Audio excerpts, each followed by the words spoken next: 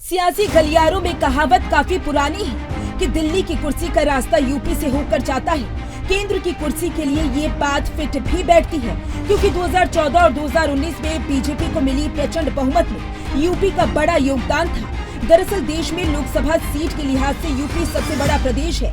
यहाँ लोकसभा की 80 सीटें हैं। ऐसे में जिसे यहाँ ज्यादा सीटें मिली उसके लिए राह आसान हो जाती है। यूपी की 80 सीटों के महत्व को देखते हुए ही पीएम मोदी से लेकर सीएम योगी आदित्यनाथ तक ने यहाँ पूरी ताकत झोंक दी थी।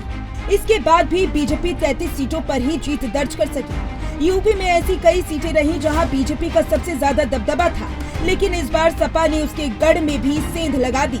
यहाँ आपको बताएंगे कुछ ऐसी ही सीटों के बारे में जहाँ बीजेपी सबसे ज्यादा पस्त रही।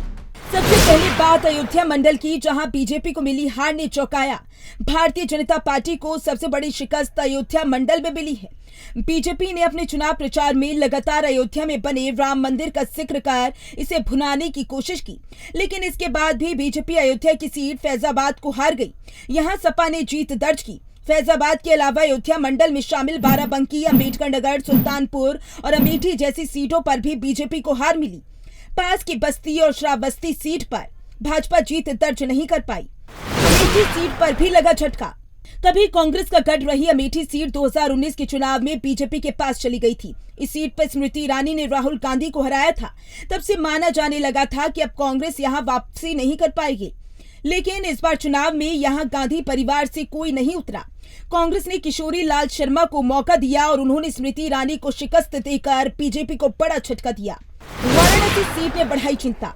वाराणसी लोकसभा सीट ने भी इस बार बीजेपी की चिंता बढ़ा दी है।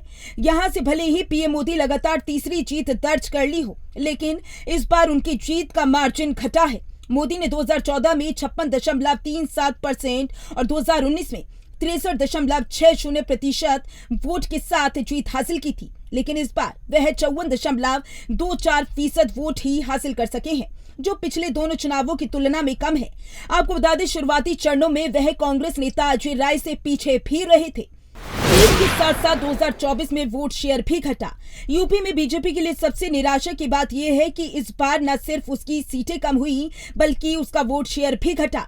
2019 में हुए लोकसभा चुनाव में बीजेपी को 62 सीटें मिली थी, तब उसका वोट शेयर 49.97% था। 2024 में हुए लोकसभा चुनाव में बीजेपी ने 33 सीटें जीती हैं और उसका वोट शेयर 41.39% पर आ गया है। वोट शेयर में करीब 7.9% की गिरावट देखी गई।